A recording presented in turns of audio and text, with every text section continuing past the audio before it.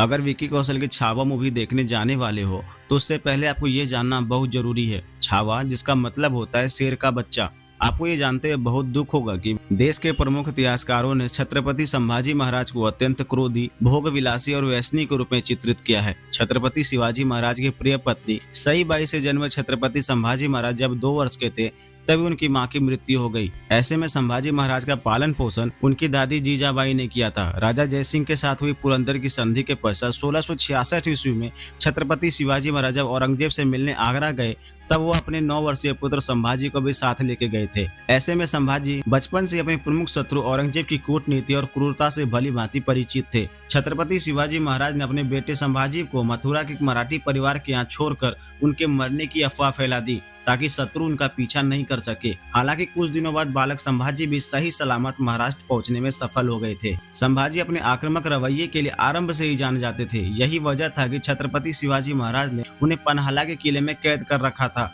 यहाँ तक कि छत्रपति शिवाजी की मौत जो कि अप्रैल 1680 ईस्वी में हुई थी, उस समय भी संभाजी महाराज पन्हाला के किले में ही कैद थे। रायगढ़ में शिवाजी के मंत्रियों तथा सरदारों ने संभाजी के छोटे तथा सौतेरे भाई राजा राम को छत्रपति बनाने का निर्णय लिया, परंतु इस गुप्त समझौते में उन्होंने मराठा सेनापति हमीराव मोहिते को शामिल नहीं किया। फिर क्या था, संभाजी ने स्वयं को पन्हाला के किले से मुक्त करवाया और हमीराव मोहिते की मदद से रायगढ़ किले को भी अपने अधीन कर लिया।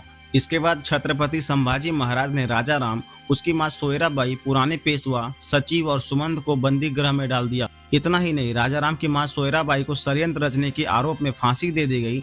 तत्पश्चात जुलाई 1680 में संभाजी छत्रपति के रूप में मराठा सिंहासन पर आरूढ़ हुए। छत्रपति संभाजी महाराज और उनके मंत्री कवि क्लश को कैद कर बहादुरगढ़ ले जाया गया, जहां इन दोनों को 40 दिनों तक कठोर मानसिक और शारीरिक प्रताड़ना दी गई। कवि क्लश और संभाजी को लोहे और सलाखों में बांधकर जोकर के वेश में पूरे मुगल शिविर में घुमाया गया। इतना ही नहीं, संभाजी महाराज को जब औरंगजेब के सामने पेश किया गया तो उसने घुटने के बल बैठकर सबसे पहले अल्लाह को धन्यवाद दिया। औरंगजेब ने संभाजी महाराज के समक्ष इस्लाम स्वीकार करने का प्रस्ताव दिया, जिसके बदले में उन्हें जीवन दान देने का वादा किया।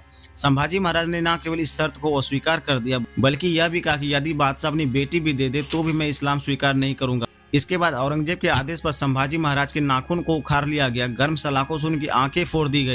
अंत में तुलापुर में इंद्रायणी और भीमा नदी के संगम स्थल पर बने पत्थर के प्रवेश द्वार पर संभाजी की हत्या कर उनके शरीर के टुकड़े टुकड़े करके कुत्तों को खिला दिया गया।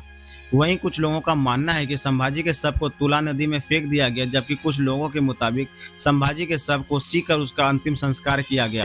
लास्ट में मैं यही कहूंगा, जो इतिहासकार छत्रपति संभाजी महाराज पर व्यसनी और विलासी होने का आरोप लगाते हैं, उन्हें यह सोचना चाहिए कि इतनी कठोर और अमानवीय सजा का धैर्यपूर्वक सामना कोई धीरवीर पुरुष ही कर सकता था।